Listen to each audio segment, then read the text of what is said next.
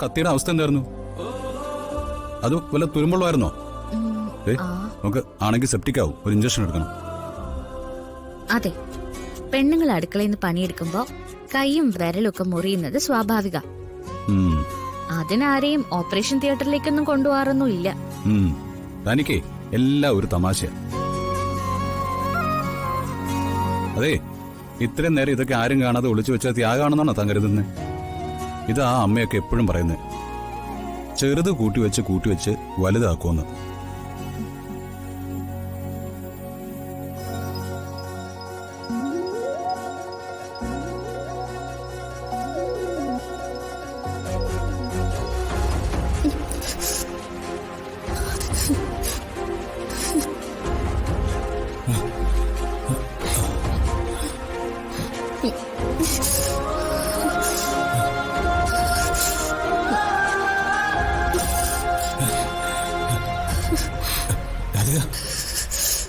ഒന്നുമില്ല, പേടിക്കണ്ട, ഒന്നുമില്ല, കുഴപ്പമൊന്നുമില്ല, കുഴപ്പമില്ല, ഒന്നുമില്ല.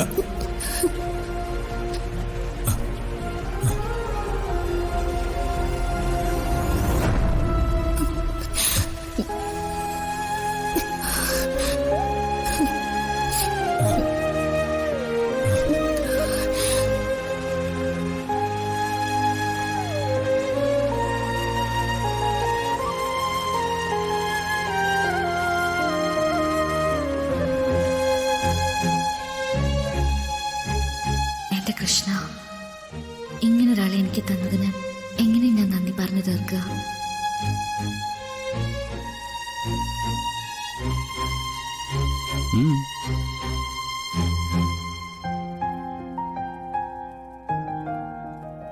ഇപ്പൊ താനെന്താ മനസ്സിലാലോചിച്ചത്? ഏയ്, ഞാനൊന്നും ആലോചിച്ചില്ല. മുറിവ് വെച്ച് കിട്ടുമ്പോ നല്ല വേദനയാണല്ലോ. അതൊന്നും അല്ല, എന്തോ മനസ്സിലാലോചിച്ചു. വരെയൊക്കെ പറയുന്നുണ്ടോ? അതങ്ങനെ പറയേണ്ട കാര്യമൊന്നുമല്ല. അത് ഞാൻ എന്റെ ഭഗവാനോട് പറഞ്ഞതാ. ആ, ഭഗവാനോട് പറയാമെങ്കിൽ എന്നോടും പറയാം. കേക്കട്ടെ? കേൾക്കണം. ഇത്രയ്ക്ക് സ്നേഹമുള്ള ഒരു ചെക്കനെ എനിക്ക് തന്നല്ലോന്ന് ഞാൻ ഭഗവാനോട് പറഞ്ഞതാ. ഓ, നിന്നോട് പറയുവാ നീ മാത്രമറിയുവാ, നേർക്ക് നോക്കുന്നു വെൺ താരകൾ, നിൻ പാട്ടുകാതോർക്കുമീ ചില്ലകൾ, പ്രിയമെഴുന്ന പ്രണയവാക്കുകൾ നിറയുമെന്റെ ഹൃദയമാകവേ.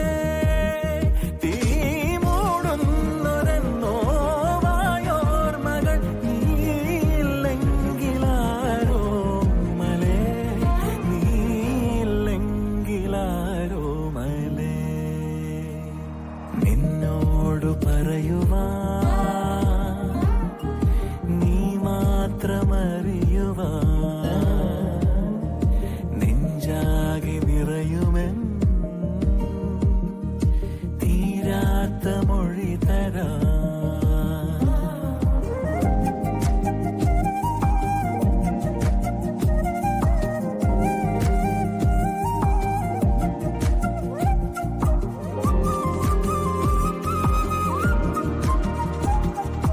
പിന്നെ തീർച്ചയായിട്ടും ദേഷ്യം വരും. എന്നാലേ ദേ ഈ ബുദ്ധിയില്ലാത്ത രണ്ടെണ്ണത്തിനോടൊന്ന് പറഞ്ഞു കൊടുക്കും. അമ്മ കണ്ടത് അമ്മയുടെ പേരക്കുട്ടിയെ തന്നെയാണെന്ന് അമ്മയ്ക്ക് ഉറപ്പല്ലേ? അതെ ഡോക്ടറെ. ആ, എന്നാ പിന്നെ നമുക്ക് ആ കുട്ടിയെ ഒന്ന് അന്വേഷിക്കാം. ഡോക്ടർ, അമ്മ എന്തെങ്കിലും പറയുന്നത് കേട്ടിട്ട്?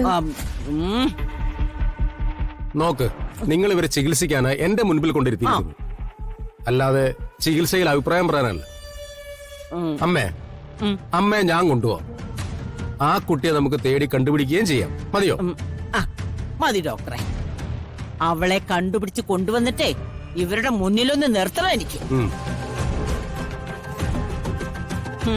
ആ, ഇവരുടെ മാത്രമല്ല, വേറെ രണ്ടുപേരുണ്ട്, രാധികയും വരുണും. അവള് മരിച്ചുപോയി എന്ന് പറഞ്ഞിട്ടേ ഒരുമിച്ച് ജീവിക്കാൻ തുടങ്ങിയതാ രണ്ടും. കൊണ്ടുപോയി നിർത്തും ഞാൻ അവരുടെ മുന്നില്. എന്നിട്ട് എന്റെ മോളുടെ കാര്യത്തില് സമാധാനം പറയാതെ ഒന്നിച്ച് ജീവിക്കാൻ ഞാൻ സമ്മതിക്കത്തില്ല. ആ, അവരെങ്ങനെ ചതിച്ച് വിവാഹം കഴിച്ചാണെങ്കിൽ ഒരു കാരണവശാലും വിട്ടുകൊടുക്കരുത്. അമ്മ എന്ന് വെയിറ്റ് ചെയ്യും. കുറച്ച് കഴിഞ്ഞിട്ടേ നമുക്കൊന്നിച്ചങ്ങ് പോവാം. ആ ആയിക്കോട്ടെ ഡോക്ടറെ.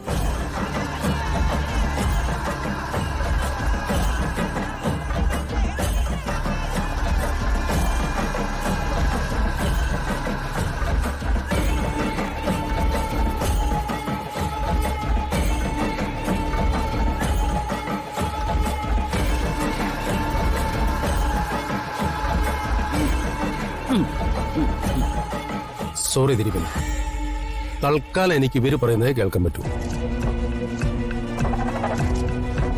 ഇവരീ പറയുന്ന പേരക്കുട്ടി ഇവരുടെ അടുത്തേക്ക് തിരിച്ചു വരികയാണെങ്കിൽ അമ്മയ്ക്ക് പിന്നെ ഒരു കാലത്തും ഒരു അസുഖം വരില്ല.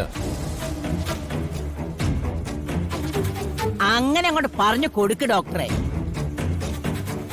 നീ നോക്കിക്കോ, എനിക്ക് ഭ്രാന്താണെന്നും പറഞ്ഞ് എന്നെ ചികിത്സിക്കാൻ ആരെങ്കിലും വന്ന അവന്റെ തൊല പൊട്ടിത്തെറിച്ചു പോകും.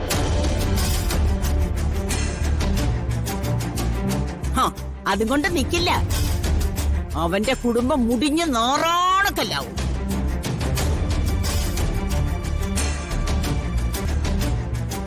അവന്റെ മക്കളുണ്ടല്ലോ, ഒരു കാലത്തും ഗതി പിടിക്കാതെ ചുണ്ടി അങ്ങനെ നടക്കും.